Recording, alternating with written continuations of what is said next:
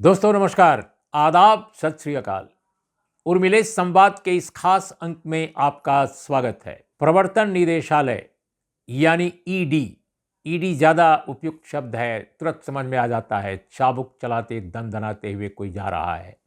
तो वो ED national Herald case में उसने बड़ी कार्रवाई की है और बड़ी कार्रवाई ये की है कि 791.9 करोड़ रुपए की संपत्तियों को अटैच कर लिया है। उन्होंने नेशनल हेराल्ड के जो शेयर धारक हैं, जो उसके कंट्रोलर्स हैं, उनके हाथ से उन संपत्तियों को एक तरह से विमुक्त करके और उसको अटैच संबद्ध कर लिया है। ये एक बड़ी खबर जो कल आई और कल आते ही इस पर कांग्रेस पार्टी के राष्ट्रीय प्रवक्ता अभिषेक मनु सिंघवी, जो देश के बहुत नामी वकील हैं, प्रतिभाशाली वकील हैं, उन्होंने कमेंट भी किया और कमेंट जो किया उस पर हम बाद में आएंगे। लेकिन आपको सबसे पहले मैं जो खबर है वो आपको सुना दूं संक्षेप में। खासकर ईडी का अपना जो ऑफिशियल स्टेटमेंट है उसका मैं तर्जुमा करके आपके सामने सुना रहा हूं। पहले वो सुन लीजिए, इसके बाद हम इस केस के बारे में, इसकी तह में जाएंगे।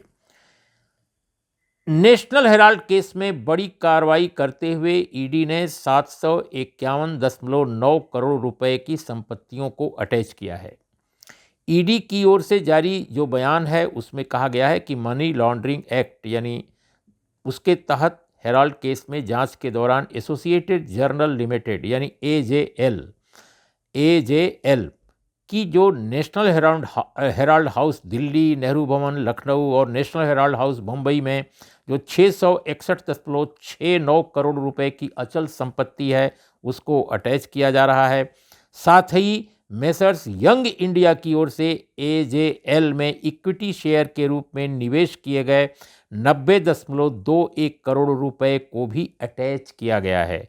नेशनल हेराल्ड, एजेएल और यंग इंडिया कांग्रेस से जुड़ी कंपनियां हैं जो समाचार पत्र प्रकाशन करती थीं।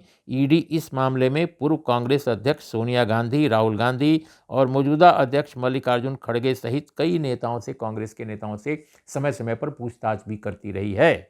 तो ये जो खबर है, इस खबर को अगर आप ध्यान दें तो आप पाएंगे कि ईडी चुनाव में खासा एक्टिव हो गई। और कैसे एक्टिव हो गई? देखिए, पहले आपको याद होगा कि राजस्थान में ताबड़तोड़ छापेमारियां हुई।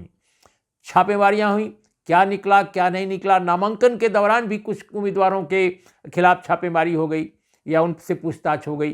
फिर उसने, जब चुनाव बिल्कुल परवान चढ़ा हुआ था, बिल्कुल यौवन पर था, अपने क्लाइमेक्स पर था, तब छत्तीसगढ़ में एक बड़ी जबरदस्त कार्रवाई की गई कि अचानक ईडी ने किसी व्यक्ति को पकड़ लिया और वो पकड़ा गया व्यक्ति दूर गया भिलाई में। उस आदमी से कहवाया गया या कहा उसने स्वयं कि भाई भूपेश बघेल जो राज्य के मुख्यमंत्री हैं और कांग्रेस के बड़े नेता हैं, उनको बताया गया कि इतने करोड़, इतने 100 करोड़ रुपए दिलवाए गए हैं। अब ये भी तुरंत भाजपा के नेताओं ने कहना शुरू किया कि कांग्रेस पार्टी को चुनाव लड़ने के लिए जो पैसा है वो इसी तरह से आया है। वो पैसा किसी ऐसे संस्था की ओर से था या ऐसे किसी ऑर्गेनाइजेशन की ओर से या किसी व्यापारिक संस्था की ओर से था जो अवैध धंधे करता है दुबई से। अब इसको लेकर अब एक नई खबर आई है कि साहब, जिस व्यक्ति को ईडी ने हिरासत में लिया था वो जेल से कह रहा है कि हमने तो कुछ ऐसा कहा ही नहीं है। बहरहाल जो सच है उस पर हम बाद में आएंगे। लेकिन कांग्रेस के कई नेता ये कह रहे हैं कि ईडी पहले छत्तीसगढ़ फिर राजस्थान में घूम रही थी और अब वो फिर लौटकर दिल्ली आ गई। तो छत्तीसगढ़ और राजस्थान से क्या निराशा मिली है या क्या कारण है? मतलब इस तरह के सवाल वो व्यंग्यात्मक लहजे में कर रहे हैं कि कहीं ना कहीं ईडी, अब जैसे आपको एक बात बताऊं, कांग्रेस की एक बहुत मुखर प्रवक्ता हैं और वो हैं सुप्रिया श्रीनेत। उन्होंने कहा कि ईडी जो है वो भारतीय जनता पार्टी या जो नरेंद्र मोदी जी की सरकार है उसका एक बहुत ही महत्वपूर्ण घटक दल है। ये तक कह दिया। अब ये तो हम नहीं कह सकते, हम लोग तो जर्नलिस्ट हैं, लेकिन वो कांग्रेस की प्रवक्ता हैं। तो कांग्रेस की प्रवक्ता ने ईडी को भारत की राजसत्ता की एक स्वतंत्र इकाई, एजेंसी, एक प्रशासनिक इकाई या जांच एजेंसी इस तौर पे नहीं देखा। उनका कहना है कि यह सरकार की तरफ से भारतीय जनता पार्टी के लिए एक घटक दल की तरह काम कर रही है। अब ये जो आरोप है कांग्रेस पार्टी के नेताओं का, मुझे लगता है इस पर स्वयं भी सरकार को भी, ईडी को भी जरूर जवाब देना चाहिए ताकि इस तरह के आरोप उन पर न लगें। लेकिन अब देखिए, जो प्रदेश कांग्रेस के अध्यक्ष हैं राजस्थान के, वो भी कह रहे हैं, वो कह रहे हैं कि साहब ईडी जो है चुनाव में चारों तरफ घूम रही थी हमारे स्टेट में, किन किन नेताओं को नहीं छोड़ा, हर जगह उसने, जहां कांग्रेस का कोई नेता दिखाई देता था वहीं छापा पड़ जाता था। असल में प्रदेश कांग्रेस अध्यक्ष के यहाँ भी छापा पड़ा, या उनके बेटे को कहा गया कि आप आइए, वहाँ छापा पड़ा। और राजस्थान के मुख्यमंत्री अशोक गहलोत के बेटे को कहा गया कि आप अपीयर होइए। अलग अलग केसेज में कई एजेंसियों में मामले चल रहे हैं। तो प्रदेश कांग्रेस अध्यक्ष ने कहा कि भाई ईडी फिर दिल्ली वापस चली गई है। इसी तरह से कपिल सिब्बल ने आज, अभिषेक मनु सिंघवी के बाद ये दूसरे भारत के प्रमुख वकील हैं जिन्होंने आज कहा, और वो मैं कोट करता हूं उनकी बात, क्योंकि वकीलों की बात है, इसमें बड़े पेंच होते हैं, इसको समझने की बात है। उन्होंने कहा कि ये 791 या 92 करोड़ की बात उन्होंने की। इतने करोड़ के जो एसेट्स के मालिक बनने की कहानी पेश की जा रही है कांग्रेस के टॉप लीडरशिप को, वो बिल्कुल झूठी है। वे शेयर धारक हैं। कपिल सिब्बल ने ये बात कही है, जो कांग्रेस के पार्टी के अब मेंबर नहीं हैं। उनका कहना है कि ईडी को कानून के हिसाब से चलना चाहिए। वो वकीलों की बात मानती है, वकील जो बताएं समझाएं उसको समझना चाहिए। और ये जो बात कही जा रही है जैसे कि वो मालिक बन गए हों, कि एसेट्स उनके अटैच किए जा रहे हैं, ये शेयर धारक हैं, ये बात उन्होंने कही। इसी तरह से भारतीय जनता पार्टी के रविशंकर प्रसाद ने बहुत मुंहतोड़ जवाब देने की कोशिश की, और उन्होंने कहा कि साहब ये कांग्रेस के लोग आज़ादी की लड़ाई के दौरान जितने अहम संस्थाएं विकसित हुई, चाहे वो कांग्रेस पार्टी हो या इस तरह की संस्थाएं हों, अखबार हों या अन्य संस्थाएं हों, वो सबको अपनी निजी मिल्कियत समझती है। कांग्रेस की प्रथम फैमिली, माने नेहरू गांधी परिवार के बारे में उनका इशारा था। और ये कहकर उन्होंने ज़बरदस्त कटाक्ष किया, ज़बरदस्त हमले किए कांग्रेस के नेताओं को, खासकर राहुल गांधी और सोनिया गांधी।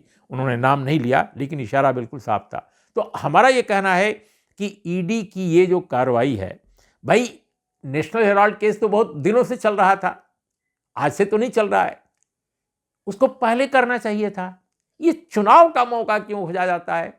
और उस पर भी अब तो ये लोग कहने लगे हैं कि अभी हाल में राहुल गांधी ने कुछ ऐसी बातें कह दी जो उनको नहीं कहना चाहिए था, या अगर कह दी तो चूंकि उनके खिलाफ बहुत सारी बातें ऑलरेडी भारतीय जनता पार्टी के बड़े नेता कहते आ रहे हैं, स्वयं प्रधानमंत्री ने एक दिन मूर्खों का सरदार कह दिया था, तो अगर उनके मुंह से कोई बात निकल गई तो इसमें क्या आई गई बात हो गई। उन्होंने कुछ गलत कहा, इन्होंने भी कुछ गलत कहा, तो नहीं करना चाहिए ये सब बातें। लेकिन भाषा की मर्यादा की खराबी जो है, या उसका जो स्तर गिर रहा है, शुरुआत कहाँ से होती है उसको भी ट्रेस किया जाना चाहिए। केवल किसी एक आदमी पर इल्जाम लगाने से काम नहीं चलेगा। हमारा तो कहना है कि सभी पार्टियां मिलकर, सबके टॉप नेता किसी अच्छे होटल में बैठ जाएं, किसी अच्छे रेस्टोरेंट में बैठ जाएं, और अपने अपने पार्टी दफ्तरों से बाहर होकर बैठें और बाकायदे तय करें कॉफ़ी पीते हुए कि भाई हम एक दूसरे के खिलाफ जमकर लड़ेंगे, जमकर काम करेंगे, लेकिन अपशब्दों का इस्तेमाल नहीं करेंगे। हाँ, व्यंग्य बाण तो होना चाहिए, व्यंग्य बाण होने में कोई दिक्कत नहीं है। अद्भुत अद्भुत व्यंग्य बाण होते रहे हैं अपने देश में। हमने तो पार्लियामेंट कवर किया है, इतने वर्षों तक कवर किया है। क्या खूबसूरत तीर छोड़े जाते थे व्यंग्य के, कई बार फुलझड़ियां भी, कई बार ऐसी ऐसी बातें होती थी, हंसी के फव्वारे फूटते थे। लेकिन अशोभनीय शब्दों का इस्तेमाल नहीं करना चाहिए। अब कई ऐसे शब्द हैं कि अगर नाम गिनाया जाए अगर नेताओं का, तो इस देश की टॉप हस्तियां जो सियासत में है और सत्ता में है, उनके कहे हुए शब्दों को अगर यहां फेहरिस्त बनाई जाए तो इतनी भारी हो जाएगी कि अपोजिशन के नेता भी बहुत पीछे हो जाएंगे।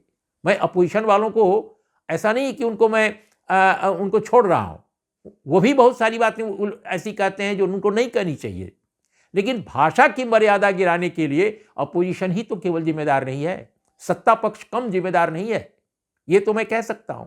ऐसे ऐसे शब्द इस्तेमाल किए गए हैं सोनिया गांधी के लिए, शशि थरूर की मरहूम धर्मपत्नी के लिए, अन्य बहुत सारे उदाहरण हैं। तो मेरा यह कहना है कि इस बीच में अब थोड़ा सा हम डाइवर्जन हो गया। हमारा कहना है कि ईडी की जो भी कार्रवाई हुई है, हो सकता है किसी गुस्से में हो गई हो, किसी अचानक तय किया गया हो, लेकिन यह काम तो इस ईडी का है ना कि उसको कब कहां क्या करना है। ईडी को अगर नेशनल हेराल्ड पर इतना बड़ा फैसला लेना था तो उसको पहले कर लेना चाहिए था। चुनाव का इंतजार क्यों करती है ईडी हर मामले में, चाहे वो छत्तीसगढ़ का मामला हो, राजस्थान का मामला हो या दिल्ली का मामला। यह बात सही है कि कांग्रेस कई जगह बहुत दमदार ढंग से चुनाव लड़ रही है, यहां तक कि 5 वर्ष तक सत्ता में रहने के बाद राजस्थान में भी वो काफी मजबूती से चुनाव लड़ रही है। कौन जीतेगा कौन हारेगा मैं भविष्यवक्ता नहीं हूं, लेकिन तेलंगाना में तो चमत्कार कर दिया है कांग्रेस पार्टी ने। तो और बीजेपी बहुत पीछे है, लड़ाई वहां टीआरएस बीआरएस और कांग्रेस पार्टी के बीच है। लेकिन राजस्थान का जो मुकाबला है, कौन जीतेगा कौन हारेगा ये कहना बड़ा कठिन है। लेकिन ऐसे मौके पर एक तरफ बाबा को छोड़ दिया जाता है, कोई अचानक बाबा एक अवतरित हो जाते हैं, जेल से बाहर आ जाते हैं, और दूसरी तरफ ईडी इधर कार्रवाई कर देती है। तो मतलब लोग तो जोड़कर देख रहे हैं ना। और इसमें मेरा यह मानना है कि एजेंसियों को अपनी शुचिता को, अपने फैसलों को निश्चित रूप से पारदर्शी लोकतंत्र का तकाजा है कि बनाए रखना चाहिए, जिससे लोगों को लगे कि उनके खिलाफ विंडिक्टिव होकर कोई काम नहीं किया जा रहा है। मुझे लगता है कि ईडी के कामकाज में वो चीज लैग कर रही है हाल के वर्षों में। हमने अनेक मौकों पर देखा है, कई एजेंसियों के बारे में, केवल ईडी के बारे में ही नहीं, अनेक ऐसे इश्यूज हैं इस देश में जो डिफरेंट एजेंसीज के जो रोल हैं, जो उनके कामकाज हैं, जो एक्शंस हैं, वो छानबीन में जब आए, जब उनकी पड़ताल की गई तो पता चला कि वाकई विंडिक्टिवनेस है। अब एक एजेंसी जो तमाम तरह के नारकोटिक्स और इस तरह के मामलों में काम करती है, जांच पड़ताल करती है, उसने शाहरुख खान के बेटे के साथ जो किया वो तो पूरी जगहसाई हुई उसकी। तो ये काम मुझे लगता है कि पारदर्शिता का एक जरूर पहलू एजेंसियों के कामकाज में आना चाहिए। लोगों को लगना चाहिए कि वो कहीं से प्रभावित होकर काम नहीं कर रही हैं। ईडी की मौजूदा कार्रवाई पर ये सवाल उठ रहे हैं कि आखिर नेशनल हेराल्ड का मामला इतने दिनों से चल रहा है, फिर अचानक ये क्यों? और संयोगवश दोस्तों, ईडी के खिलाफ याचिकाओं का अंबार लगा हुआ है।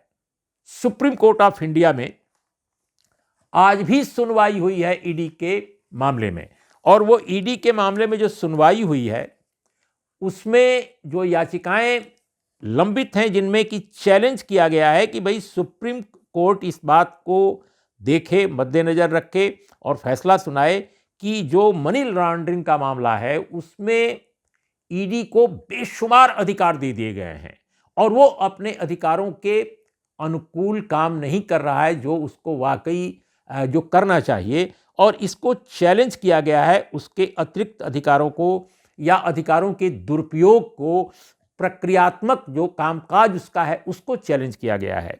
सॉलिसिटर जनरल तुषार मेहता साहब ने याचिकाओं को बेमतलब बताया था, लेकिन और कहा था कि इस पर विचार नहीं किया जाना चाहिए, लेकिन माननीय सुप्रीम कोर्ट ने आज एक बहुत महत्वपूर्ण बेंच, स्पेशल बेंच है इस मामले में सुनवाई के लिए, जस्टिस संजय कृष्ण कौल, जस्टिस संजीव खन्ना और जस्टिस बेला एम त्रिवेदी की, इन्होंने बाकायदा ये याचिकाओं पर सुनवाई को कंटिन्यू रखने का आज फैसला किया और ये ऑब्जर्वेशन दिया कि याचिकाओं पर सुनवाई वो जारी रखेंगे।